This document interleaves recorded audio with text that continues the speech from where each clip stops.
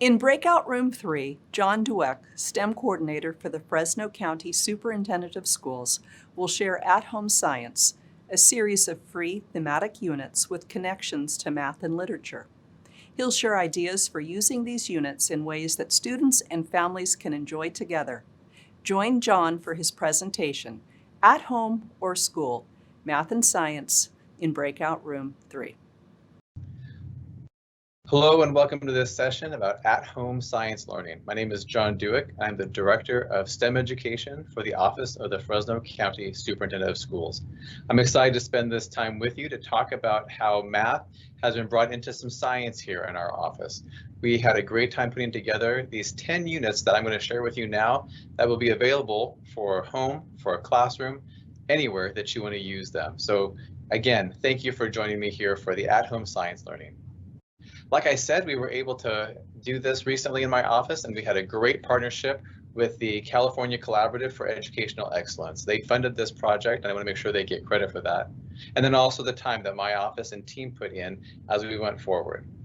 So as we consider jumping into all of this science, what does the science program look like in your school? How are families involved in what's happening in the science experience for your students? If 8 is high and 1 is low, what's going on? Are you doing some family science nights? Is there some take-home experiments going on? We've had a full year of synchronous and asynchronous learning. So consider the fact that science often gets put by the wayside, but especially when we are moving into unfamiliar territory, we'll focus on the math and the language arts, and we'll forsake the science. But there are many ways that we can bring math into our science and science into our math. And that's what we want to talk about throughout this next 45 minutes or so to get you thinking about what those components of a strong science program look like. This program is meant to be a supplement to what you're already doing, to pull in those family members and get them to be a part of all that's happening. We're using terms like expanded learning because we want to make sure that we recognize that the learning happens not just in the classroom, but before school, after school. It doesn't have to be inside 4 walls. Can be outside or in a house, lots of different locations for that. So again, this was built to get you and your students engaged in science as a part of science, and also your parents and family members as we move forward. So here we go. Let's jump in and talk about what goes into this. We began the creation of these units by looking at how the math practices, science practices, and language arts work all come together. So this is a fairly popular Venn diagram that we can look at right now. If you go into the very center of this, you can see that all of these pieces are about building a strong base of knowledge through content-rich texts. We want to get our students reading and interacting with the literature. We want to talk about reading, writing, speaking, and listening. Those are our EL strategies, and those are also written here into what's going on with all of our content areas. We want them to have a viable argument and critique the reasoning of others. Don't just believe something, but question why it is what it is. Is it grounded in science or is it grounded in opinion? And finally, engage in argument from the evidence, which goes right back to what I was talking about there, that argument and that consideration. I am much more familiar with the math and science practices, but we also want to consider the language arts again as we move forward. But I'll also point out that on the left-hand side, math practices number 7, look for and make use of structure, and 8, look for and make use of regularity and repeated reasoning. Consider those as we go along, looking for patterns in nature. Those are important pieces in all the learning that we do, in all the school that takes place. So consider those, remember the patterns, remember that reading, speaking, listening, writing, those components are going to be throughout what we're doing here. And one final diagram to consider is the idea of how these all come together to create, evaluate, and analyze. We want to create lifelong learners who recognize what goes into all of our educational pieces there. It's not just about memorization, but a love for learning that continues and looking for what matters around us and how does that connect to what's happening all around us. So as we look at these 10 units, and I won't be talking about every single piece or every single unit, this graph talks about what is in each of these. In the STEM world, S stands for science, and these are highly addressed. Technology is low, and by choice we made that low because it's not always available to everybody. We wanted to recognize that this could be something that you talk about, think about, consider, and really get your hands on. This isn't a virtual experience, this is a real life experience. And the engineering and the mathematics are significant in what we're happening here. So as you consider what this is going to look like for your families or in your classroom, this is going to give you a feel for what to expect. This science does not stand alone, but has all 4 of these components in here: math, ELD, technology, and the visual and performing arts. We're excited about having this and excited to show it to you. We're going to start now into a video, a short video, that's going to give you an example of what this can look like in a classroom. We want to make sure that you're aware of the talking, the speaking, the activities that can take place in that room so that we can generalize that over to home. You'll be able to share this video with families, with your students, other adults who are interested in learning about what this looks like. So as we go into this, we're going to look at what 3-dimensional learning looks like. Now you can see on this slide that it says it's 5 minutes and 24 seconds. We're not going to watch this in its entirety, but just a portion of it. And I'll warn you, it's a rough stop because I'll need to cut it off to get back to the content of what we're doing here. So with that, I'll hit play, and then we'll come back together in just a few minutes.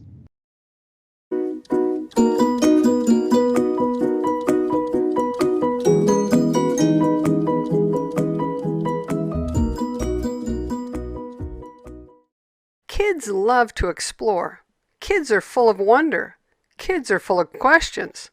How do we power our investigations with their questions, energy, and enthusiasm? The secret is 3-dimensional learning.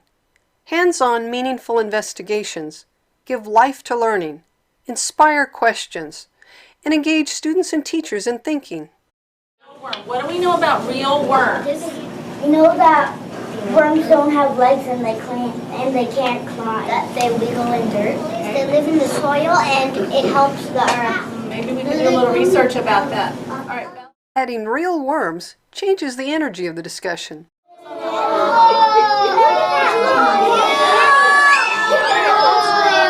Really long worms. The real worm hooks the students. Worms don't have eyes, mouth, or nose. If they don't have eyes, how do you think they know where to go? Their sense. How can we test that? The students are full of questions. What are the rings for? How do worms move? How do worms eat? What do worms eat? Do worms move toward the light or dark? Why do I see lots of worms when it rains? I got my hands wet, so a worm, because the worm can't live without its skin being really wet. What is he doing? Water? Oh look! Okay, so draw a picture of water. I wonder look it, they're digging in, they just push through.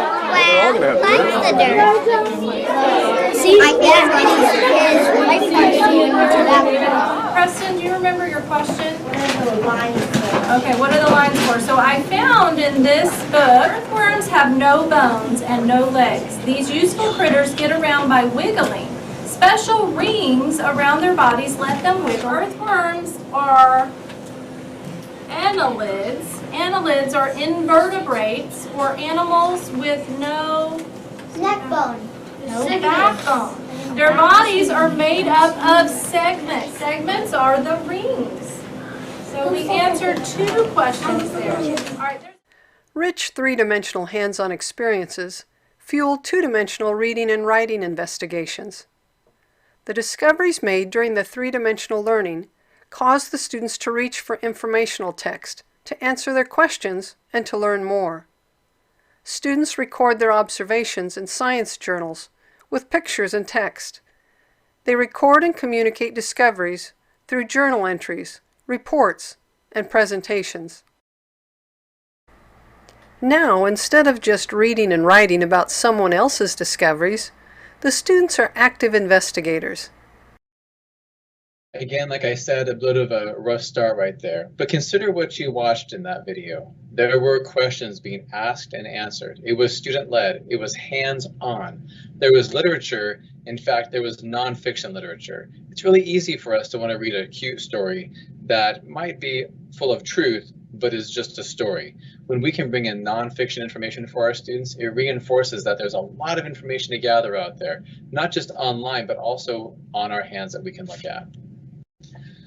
So now let's talk about the at-home science learning and what that looks like. We're super excited to share these with you and get you digging into them. The first one is called Nature Scavenger Hunt. So I've chosen 4 activities to highlight out of Nature Scavenger Hunt to kick this part off. You can see on here what we're going to be talking about. These are not lessons, these are activities. So while I showed you a video of a lesson, this is going to be much quicker and shorter. Everything here is meant to be 15 to 30 minutes long so that you can do it whenever you feel like it. Easy for families to use, easy for them to employ. So the first one we're going to talk about is where you can go through and do a nature scavenger hunt. This gets you digging around, looking around what's in your house, what's around your house, what's around your yard, or any kind of green space that is close to you. You don't have to have your own space. It can be a shared space. So I walked across the street from my office where there's a park, and I took a few pictures. You can look at these pictures and see what I found right there. This would be the kind of thing that is much better to do in person. So as children are walking around here, just examining and talking about what they've seen. So take a moment, look at these pictures. Do you see any patterns in these pictures? Do you make any connections to other things that are around you or in your backyard? Consider pictures like this. We don't just want to look at the flowers, we want to really examine them and see what's in there. How many petals are on these flowers? Do they all have the same number of petals? The smaller ones have fewer petals? What's the difference? And you can see some of them are not quite opened up yet. What does that mean? How long will that take? We have prompts available for you as you look through here so that parents have an idea of what some questions are that maybe typically they don't think of. What about these flowers? Do they all have the same petals? In fact, these flowers are in clusters. Does every cluster have the same number of flowers? So we're going to be thinking about these kind of items. It's not common for us to ask these questions. Sometimes we're uncomfortable or don't even recognize that these questions can be asked. A few more pictures taken from the park across the street. How many leaves are on each of these clusters? The ones on the left have 7 of varying sizes. The ones on the right, do you notice anything there? That's just a clover. It's almost a weed in this experience. But there are 6 petals, or maybe there's 3 petals. Or is it 6 and they're in clusters of 2? That's all something that you can talk about with your child. So consider, what else might you see in your park or in your backyard? There's a lot that you can examine, a lot that you can see. So just that nature scavenger hunt kicks us off in what we can look for. The second one is to then categorize the objects that you found. So as you're walking around, we're digging into some math here, looking for what they can be categorized by, how we can sort through all of this. So this is a screenshot of what it looks like in the student workbook right there. They can list what's living and non-living. One thing to be cautious about is that all the plants, if they're still in the ground, they're still living. So the non-living things might be a stick. It might be some grass that has fallen onto the concrete or off to the side. Or maybe there's some litter or a bench that people can look at. All these things are truly out in nature, and we want to be thinking about what that looks like.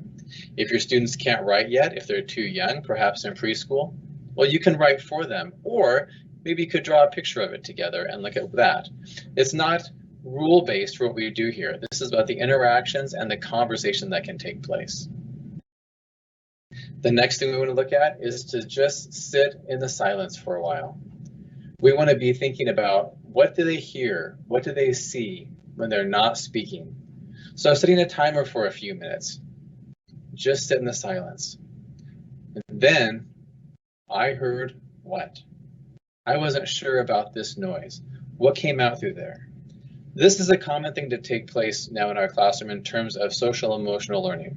After going through the last 14 months of a little more isolated learning for many of our students, or whatever experience they went through, We want to make sure we offer the chance where they can just be, where they can relax, lower their heart rate, look at the nature around them, and listen to the nature around them. So the silent sit is a really nice activity to do, not just during this unit, but throughout the school year. So let's consider that one also.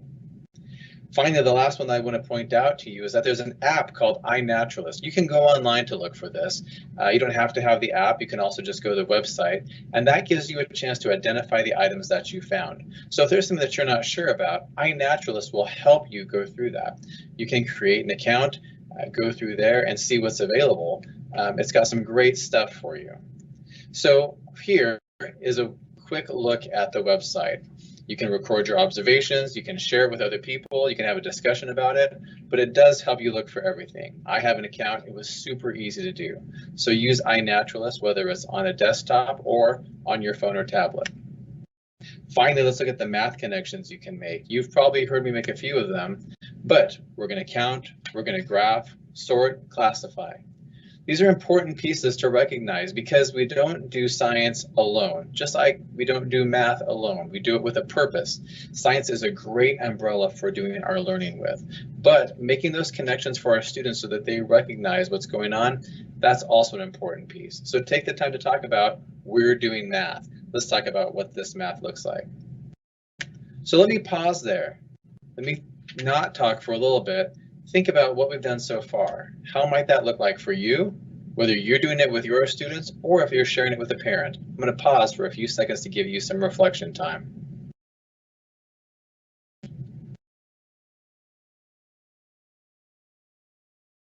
All right, pressing right along, here's the list of the 10 units that we've put together. I'll give you plenty of time to look over these and actually share a website for you to check them all out. They're available in English and in Spanish. So we're excited that we have this available so that parents aren't bound by their language, but they can also look at this. We'll be looking at future languages that we can enter into this, but to kick off, we wanted to cover the 2 most popular languages or common languages here in California. Let's keep talking about what else is out there. Unit number 5 is about weather. And if you look here, we actually list out for the parent what materials and supplies you'll need. An electronic device like a desktop, phone, or tablet is something that we can use if they want to record things or do a little bit more research on there. And everything else is either included in the forms that we give you or things that are typically found around a home. We wanted to make sure that this wasn't something that required purchases, but would be more of reduce, reuse, recycle, because we have these things in our house and we can use them. And again, you can see on the bottom that everything that we do is designed to take 15 to 30 minutes. So activity number 1 under weather is great because we go right outside and start looking and observing for what's happening out there. Weather is not something that changes quickly here in California, but perhaps you live in a place where the weather changes rapidly. You can consider what that might mean. Then, here are some questions to think about. If you go out on a windy day or a breezy day, you can really dig into some vocabulary of what is a wind, what is a breeze, what is a light wind or a strong wind, and start gauging those things with your child. This also helps parents know what are some questions they can ask. Again, I've mentioned that sometimes parents aren't sure what questions to ask. If they weren't asked those questions when they were a child, they might not consider what that is. We also have some sentence stems right there. I notice, I feel. What do you see that's going on out there? Looking for some patterns in what's happening. Is it the same weather all the time? How slowly does it change? What does that look like? Now, it's June here in the Central Valley of California. There's very little change that takes place. We have a lot of warm days and we have a lot of warm nights. But as we start graphing these and looking for these, we can certainly start looking for slight patterns that take place. So as we dig in, looking for more patterns and what that looks like, I want you to also consider that we can take this information and we can graph it. So we supply you with some graphs that you can use with your child. Now, I grew up on a farm. My dad farmed peaches and nectarines, so the weather was really important. I still to this day am always checking out the weather report, which my wife says that makes no sense. Why are you so concerned about weather? But it's ingrained in me to do that. Not everyone cares so much about the weather, but this gives us a chance to consider the weather all around us. But again, moving towards that data science. We want our students at all ages to be able to read a graph, understand a graph, and start to create a graph. So these are important things that we're going to dig into and make sure our students have access to as they move forward. But the temperatures, the conversations, these are all great things that we can have conversations about as we move forward into this. Now, we also move into forecasting the weather. When we see some patterns that come into play, we can start considering what that looks like. So we have links that are available because this is all electronic, print out if you want to, but we have nonfiction books that we link to. Now, you can purchase the book, or you can go to the YouTube link that we have there and you can have the book read to you. So much cheaper and easier for you, and especially for families that don't want to necessarily wait for a book to come in. But if you want to use this in your classroom, you can go ahead and pick up that book and have it available. Now, in the book about Mira, you're able to look at all these different tools and have access for your students to view them, what they look like. Thermometers, barometers, rain gauges, windsocks, anemometer, but also remember the important one at the bottom of this slide is our eyes. We want to make sure that we're observing, that we're checking things out, and looking for all of that. So make sure we talk with our kids about what do you observe and what do you see. That's the most important tool as we move forward. Again, we're doing a lot of graphing and getting our kids into this. So we can talk about the temperatures throughout the week, looking at those 7 days and seeing what's happening. This unit also goes into some engineering. So here are two samples of engineering that take place during unit number 5 about the weather. We have the students build a windsock, and they can use whatever's around their house to do that. We give them some ideas there when it comes to perhaps a toilet paper tube or a paper towel tube. A tin can is a little bit heavy, but even that can be used. Cups, streamers, plastic, doesn't have to be fancy. Maybe you have some ribbon around. Not every family has a bottle of glue, but maybe they have some tape that they can do that with, but also ways to decorate it. So we want to get our kids thinking about how they can build and how they can measure, because once they've built the windsock, they can observe the windsock. And we talk about ideas and pointers as to what that can look like. Besides the windsock, we also talk about how you can build a rain gauge. This certainly needs a little bit of help from a parent for our youngest ones, but this whole idea of having tools that measure and ways that we can look and see how things are changing around us. This quantifies it for us. It gives us a numbers we can count by and look and see what that's about. We want to be checking these things out and making use of them and getting our kids, again, touching things, building things. This is the engineering, the E in STEM that really gets us addicted to getting deeper into the science and math that's occurring. As we continue to round out what else is available in unit number 5, we talk about looking at the clouds. We have books linked for you. Can you always see clouds? If the clouds mean the same thing, there's different types of clouds out there, and this gets our students understanding what's happening there. Again, this nonfiction literature is so important for our kids to dig into. And then we want to be able to give our kids the chance to create a weather forecast. Film themselves as to predicting what the weather is going to be like for the next few days.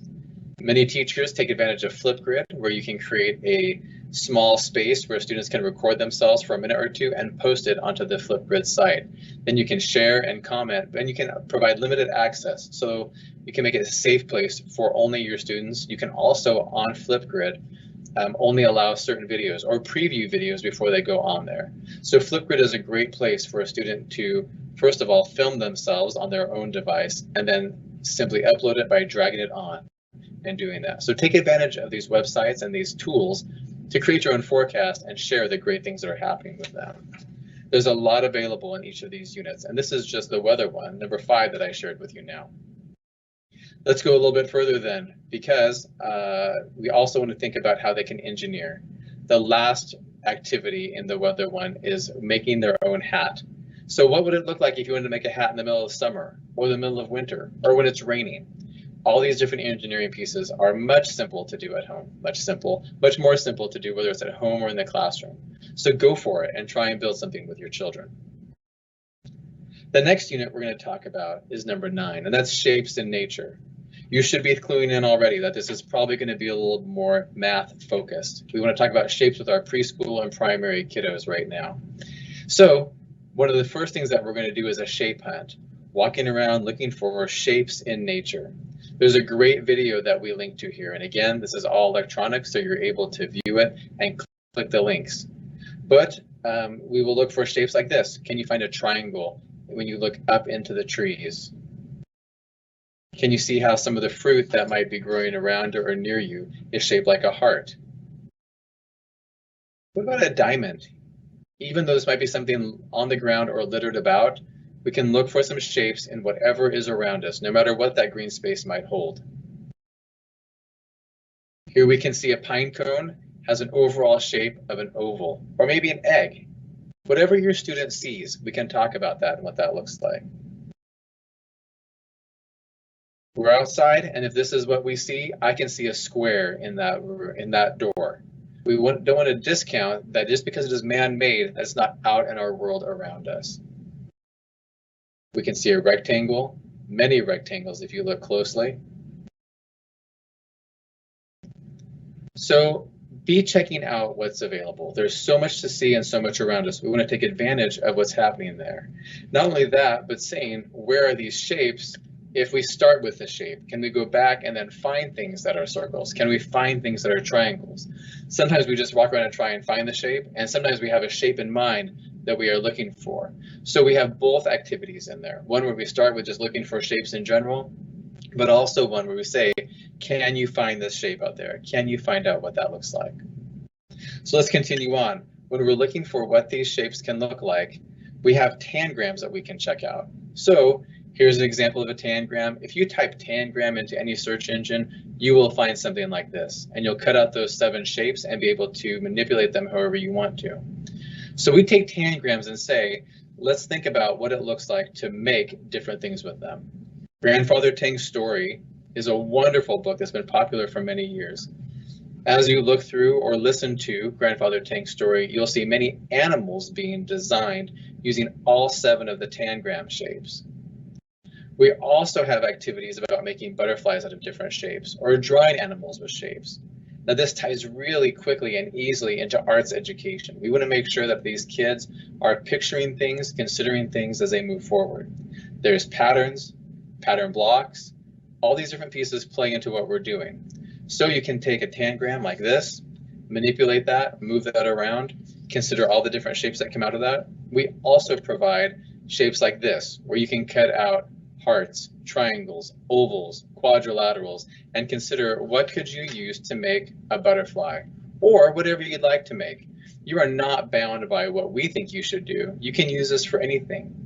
So as we consider the math that's involved, as we consider the art that is involved, we really want to make this open for all of our families and all of our students as they move forward with this. It's a great way to become engaged together in the science, in the technology, in the engineering, and the math. There's so many pieces that can happen here. So perhaps this is a small group activity in your classroom, or it's whole class, or you send portions of this home so that your parents have access to it and can check that out. It's all great stuff and all things that we think is worthwhile for you to use. I'll go back to this slide that I showed you before. Nature Scavenger Hunt. Bottle bowling number 2 uses plastic bottles for everything and moves into a recycling piece of what can you do with these plastic bottles. Sun and shadows, direct connection to the science. Sink or float, what's the weather? I already shared quite a bit out of there. Plants and pollinators, where did the water go? The whole water cycle is explored here over many lessons. Reduce, reuse, recycle capitalizes on number 2 bottle bowling and explodes out into more things that you can do. I showed you shapes with nature, and our final one is called paper challenges. And that has multiple activities that are all engineering based to get our kids building and experimenting and seeing what they can engineer using just paper, making it simple for parents to get involved and try these things out. Consider now, what might this look like for you? How are your families involved in the science learning? What could this look like? You can get them involved in family science nights. You can have things that are sent home. This can all be asynchronous, where you send it home and have them do it. But again, you can do this with mixed grade levels. Perhaps you have a partnership with another teacher who has students that are younger or older than your classroom. You can do this during your summer school program, after school, but this was initially created to be done at home. So I'll go back to this. What could be taken home? How can your families get involved in this? This doesn't have to be all at once. This can be done in shifts. It can be done in any way you want to. We want to just get people thinking about science.